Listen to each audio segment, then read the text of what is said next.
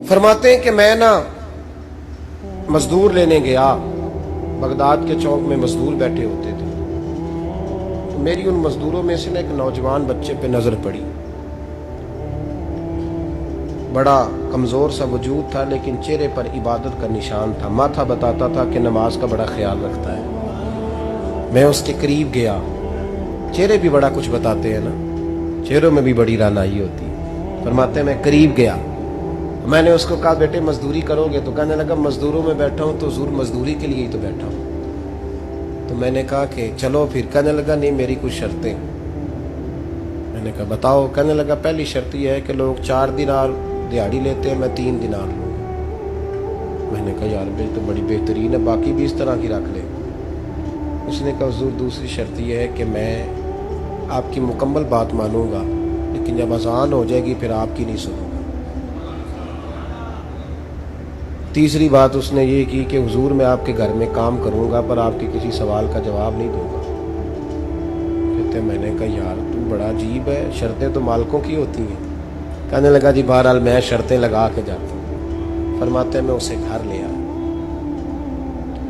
کام میں نے اس کو بتایا تو جو کام مزدور سارے دن میں کرتا ہے نا اس نے 2 گھنٹے میں ہی کر دیا۔ ہمارے مزدور سگریٹ پینے میں بھی تو آدھا گھنٹہ لگاتے ہیں، وہ چائے پینے جائیں تو پونا گھنٹہ وہاں۔ ان کو بھی تو دیانتداری کرنی چاہیے کہ نہیں کرنی چاہیے؟ نے معاہدہ کیا ہے نا جی، تو پورا اترنا چاہیے نا۔ کہتے 2 گھنٹے میں۔ اب کام جب بندہ شروع کراتا ہے تو کام اور نکل آتا ہے۔ کہتے کام میں نے اس کو اور بتا دیا، وہ کرنے لگا۔ اس نے مٹی نکال کے رکھی تھی باہر رستے میں، تو اذان ہو گئی زور کی، اس نے وہیں کدال چھوڑی کئی اور چلنے لگا۔ تو میرا بیٹا کہنے لگا اس کو ذرا برابر کر دو۔ کہنے لگا چپ کر جا، تیرے باپ سے بات ہوئی تھی، جب اذان ہوتی ہے تو میں کسی اور کی نہیں سنتا، صرف اللہ رسول کی سنتا ہوں۔ کہتے ہیں مسجد چلا گیا، نماز پڑھ کے آیا تو دوپہر کا وقت تھا۔ میری بی بی کہنے لگی اس کو کھانا کھا لے۔ کہتے ہم نے کہا کھانا کھا لو، تو کہنے لگا میں نے روزہ رکھا، رمضان بھی نہیں تھا، نفلی روزہ رکھا ہوا۔ فرماتے ہیں شام ہوئی، میں نے 3 دینار دیے تو میں نے کہا تیرا نام کیا ہے؟ کہنے لگا میں نے آپ سے کہا تھا میں کسی سوال کا جواب نہیں دوں گا۔ وہ چلا گیا۔ اگلے دن میں پھر لینے گیا اسے، کام کچھ اور نکل آئے تو لوگوں نے بتایا وہ صرف ہفتے والے دن آتا ہے۔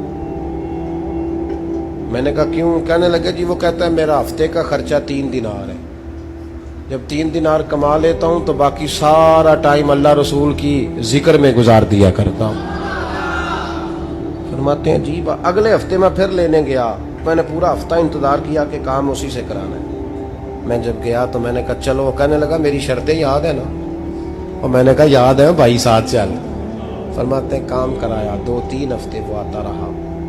ایک ہفتے میں گیا تو لوگوں نے کہا حضور آج نہیں آیا، کیوں؟ کہنے لگے بیمار ہو گئے۔ کہاں گھر ہے؟ کہنے لگے بغداد کے قبرستان کے پیچھے جو کچی آبادی ہے اس میں رہتا ہے۔ فرماتے ہیں میں گیا، دروازے پہ دستک دی تو کہنے لگا حضور آپ ہیں؟ دروازہ کھولا ہے، آ جائیے۔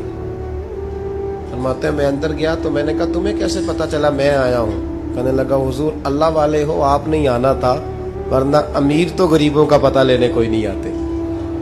کہتے ہیں میں قریب گیا تو کہنے لگا میں آپ کا انتظار کر رہا تھا، تیز بخار ہے، تپ رہا۔ جیب سے کچھ پیسے نکالے، کہنے لگا یہ پیسے رکھ لیں۔ ایک انگوٹھی نکالی، کہنے لگا حضور آج رات کو میرا انتقال ہو جائے گا، ان پیسوں کا کفن خرید کے صبح جنازہ پڑھ کے مجھے دفن کر دینا، اور جب دفن کرو تو یہ انگوٹھی لے کے عصر کے بعد ہارون رشید کے پاس جانا، آپ اسے کہنا میں نے ملنا ہے پر وہ آپ کو ٹائم نہیں دے گا، آپ اس کو آواز دیجیے گا کہ تیری ایک امانت ہے میرے پاس، پھر وہ آپ سے ملے گا تو انگوٹھی دے دیں، پھر آپ میری طرف سے فارغ ہیں۔ حضرت فرمانے لگے تیرا نام؟ اور کہنے لگا حضور وقت تھوڑا ہے، آج رات میں نے جانا ہے، بڑی لمبی معافی مانگنی ہے رب کریم سے، اگر مناسب سمجھے تو مجھے اپنے رب سے تنہائی کر دے۔ فرماتے ہیں میں آ گیا اور اس کی باتوں نے مجھے ساری رات سونے نہیں دیا۔ فرماتے ہیں صبح بڑی مشکل سے سورج نکلا، میں گیا دروازے پہ ہاتھ رکھا تو دروازہ کھلا ہوا تھا، اندر داخل ہوا تو خوشبوئیں میرا استقبال کر رہی تھی، جب چہرے سے کپڑا ہٹایا تو اس کا تو انتقال ہو چکا۔ इंतकाल हो चुका है, ऐसे है जैसे किसी का दीदार करके सोया। कहते मैं तो 2 आदमी ले गया था जनाजे पे, पर पता नहीं दुनिया किधर किधर से आई, कहां कहां से। अखां जदों मीटियां जमाना मैनू रोवेगा, अपना ते अपना बेगाना मैनू रोवेगा। फरमाते हैं मैं तो 2 बंदे ले गया था, पर पता नहीं मखलूक कहां कहां से आई। जनाजा पड़ा, दफन किया। हारून रशीद के पास में असर के बाद गया, मैंने बुलाना चाहा पर बादशाह था, मेरी तरफ देखा ही नहीं। मैंने उसको कहा तेरी एक अमानत मेरे पास है। फरमाते हैं मुझे कोने पे ले गया, क्या बात है, कमरे में बुलाया, मैंने अंगूठी दी। हारून रशीद तो चीखे मारने लगा, कहने लगा अंगूठी वाला कहाँ है? मैंने कहा वो तो इंतकाल कर गया। कहने लगा मुझे कब्र पे ले चल। कहते मैं कब्र पे लाया तो वो लेट गया, तड़प के रोने लगा। मैंने कहा मेरा कलेजा फट जाएगा, ना उसने कुछ बताया ना तूने बताया, ये कौन था? तो हारून रशीद कहने लगा ये मेरा बेटा था। मैंने कहा तेरा बेटा और मजदूर? कहने लगा हुजूर ये हजरत दाऊद ताई के पास बैठा करता था, उनका मुरीद था। मुझे रोज कहता था अब्बा तूने बड़ी दुनिया इकट्ठी कर ली है, मरते वक्त तुझसे टांगे समेटी नहीं जाएंगी, इतना हिसाब नहीं तू दे सकेगा। मैं इसको समझा देता, इसकी अम्मा समझा देती। ये रोज हमें कहता छोड़ दो, आ जाओ अल्लाह रसूल की बारगाह में झुक जाएं। हम समझ। एक दिन ये चला गया, कहने लगा फिर तुम्हारा रास्ता और है और मेरा रास्ता और है। ये सोने की अंगूठी गलती से इसके पास रह गई, गलती से हीरे की अंगूठी चली गई। कहने लगा देखो मेरे बेटे ने आज वो भी वापस कर दी है। फिर तड़प के कहने लगा हारून रशीद था तो ये मेरा बेटा, पर मेरा मुर्शद निकला, मेरा पीर निकला। भाई जिंदगी तो बड़ी थोड़ी है ना।